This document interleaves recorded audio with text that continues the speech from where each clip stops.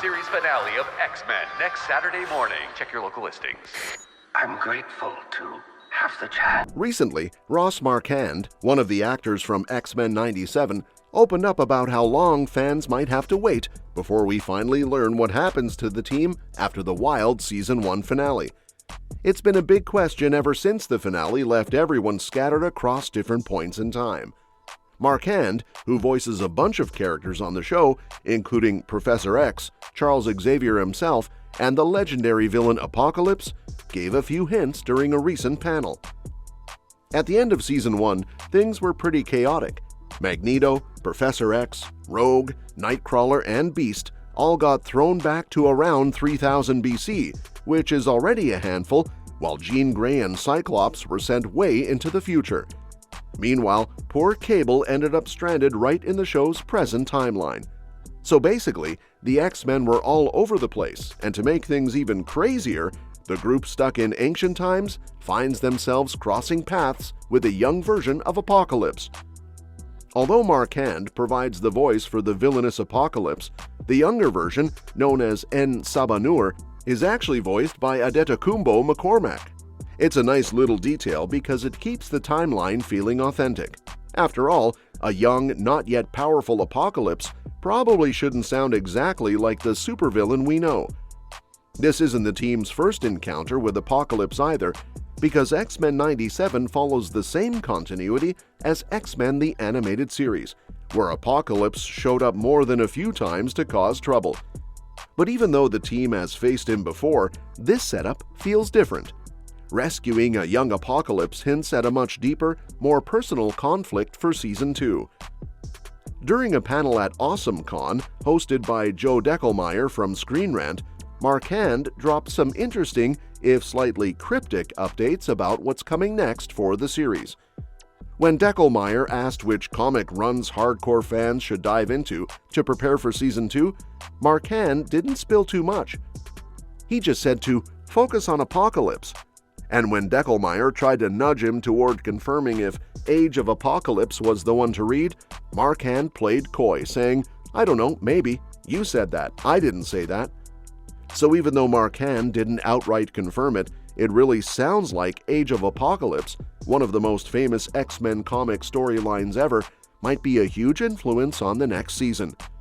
He also mentioned that the animation process is still underway, even though the voice work wrapped a while back, and that he's hearing the new season will likely drop sometime next year. Of course, he left a little wiggle room by adding, "But we'll see." If you've been following updates closely, Marquand isn't the only one teasing Season 2. Lenore Zann, who voices Rogue, has also been pretty open. She mentioned a while ago that she had finished recording for Season 2 and was already getting ready to start Season 3. That little nugget alone suggests that production is moving along at a good pace. Plus, Isaac Robinson Smith, who voices Bishop, hinted that his character could get a bigger spotlight next season, which would be a pretty exciting shift. Adding even more credibility to Marquand's hints, Marvel Studios head of streaming Brad Winderbaum recently confirmed that X-Men 97 Season 2 is scheduled for release in 2026. So even though it might feel like a long wait, everything seems right on track behind the scenes. Now, about Apocalypse.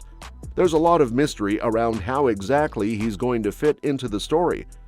Marquand dodging that Age of Apocalypse question might mean Marvel really is planning something big.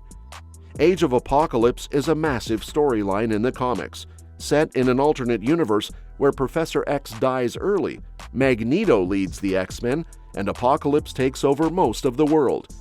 If X-Men 97 is even loosely inspired by that, we're in for something huge. Looking back at the Season 1 finale, it's clear they're setting up something complex. We have En Sabanur in the ancient past, but we also still have Apocalypse as a future threat. That could mean the X-Men will have to deal with different versions of him across time. Maybe the ancient version won't be a straight-up villain right away. There's even a chance that En Sabanur could be an uneasy ally to the team stuck in 3000 BC, at least for a while. It's not the craziest idea, especially because X-Men stories love exploring that fine line between hero and villain.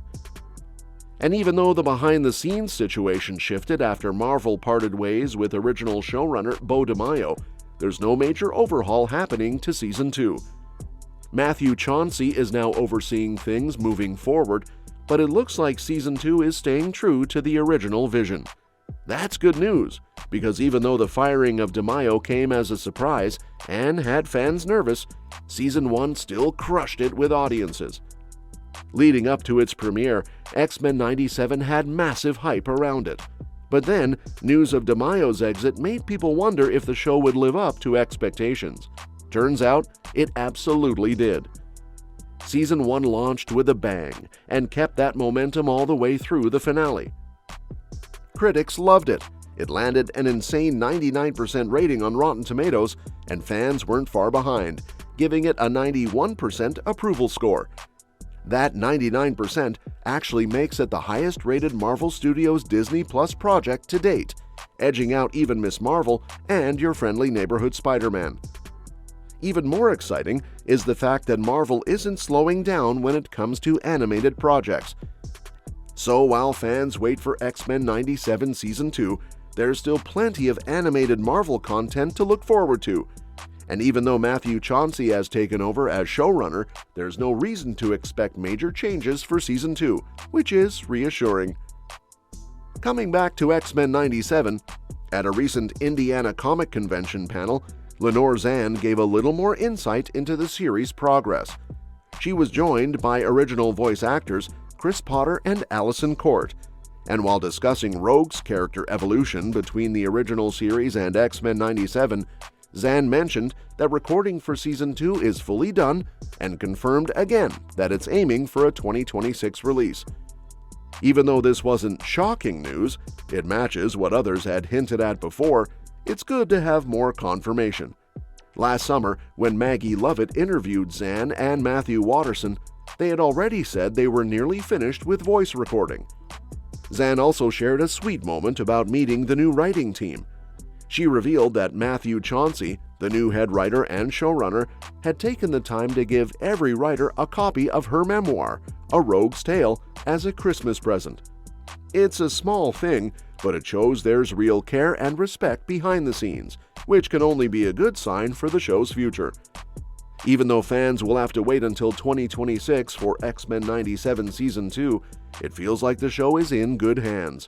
Plus, with teases about Apocalypse, hints at major comic book storylines, and the knowledge that production has already wrapped on voice work, it's shaping up to be worth the wait.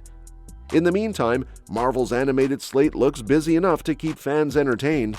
So although the wait for Season 2 might seem long, there's a bunch of exciting content ahead to bridge the gap.